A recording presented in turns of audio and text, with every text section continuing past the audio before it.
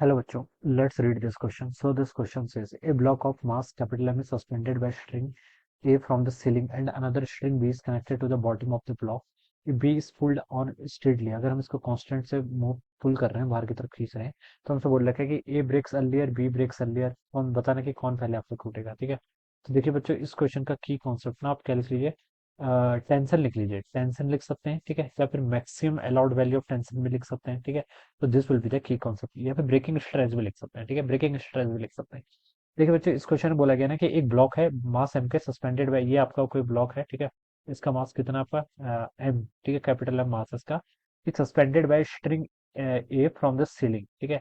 Ceiling से आपने क्या कर रखा है, किसी स्ट्रिंग से इसको ऐसे अटैच कर रखा है, ठीक है, दिस इज द सीलिंग, ठीक है। ये जो स्ट्रिंग है इसको आपने ए बोल दिया। From the ceiling and another string B is connected to the bottom of the block, ठीक है। एक स्ट्रिंग आपने यहाँ पर बी बॉटम पर भी क्या कर रखी है, कनेक्ट कर रखी है, bottom of the block. If B is pulled on steadily, अगर हम बी को कांस्टेंट से क्या कर रहे हैं, पुल कर रहे हैं, यानी कि ऐसे बाहर की तरफ खींच रहे हैं। लेट कुछ आपकी टेंशन है यहाँ पर टी, ठीक है, इससे हम खींच रहे हैं, ठीक है। तो हमसे बोल रखा है कि कौन पहले ब्रेक करेगा यहाँ पर, ठीक है। तो देखिए बच्चों, जब हम क्या करेंगे ना, बी को हम स्टेडली क्या करेंगे, स्टेडली मतलब कांस्टेंट तरीके से, ठीक है, हम क्या करेंगे, उसका फोर्स अप्लाई करेंगे।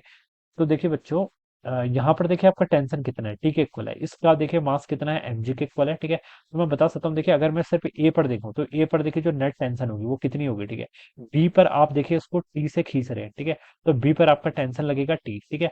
एक एमजी भी नीचे की तरफ है, तो मैं बता सकता हूँ ए पर जो जो टेंशन इन स्ट्रिंग ए होगी वो तो आपकी कैपिटल टी प्लस एमजी के इक्वल होगी, ठीक है। और जो आपकी बी वाली स्ट्रिंग है उस पर टेंशन कितनी है, सिर्फ टी के इक्वल है, ठीक है।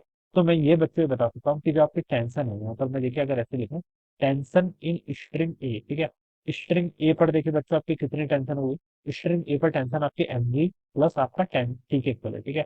T plus M G, T क्या थी, टी आपका वह जो आप एक्सटर्नल फोर्स बाहर से लगा रहे हैं, ठीक है, जिससे आप खींच रहे हैं, ठीक है। अब हम यहाँ पर से ऐसे लिखेंगे, टेंशन इन स्ट्रिंग बी, ठीक है, in tension in string B, B वाली जो स्ट्रिंग है इस पर देखिए बच्चों कितनी टेंशन होगी, वो आपकी टी के इक्वल होगी, कितनी आपकी टी के इक्वल, ठीक है। अब आपसे बोल रखा है कि ये B is pull down straightly, तो कौन सा पहले ब्रेक करेगा, ठीक है। तो देखो बच्चे, जो आपकी स्ट्रिंग है, स्ट्रिंग का ब्रेकिंग स्ट्रेस तो कुछ कांस्टेंट होगा ना, ठीक है। तो अगर आप यहाँ पर बता सकते हैं कि ए पर देखिए आपकी टेंशन कितनी लग रही है, T plus M G downward direction, इसका मैग्नीट्यूड ज्यादा है एज कम्पेयर टू बी, ठीक है। तो ज्यादा फोर्स या फिर ज्यादा टेंशन किस पर लग रही है, स्ट्रिंग ए पर, ठीक है।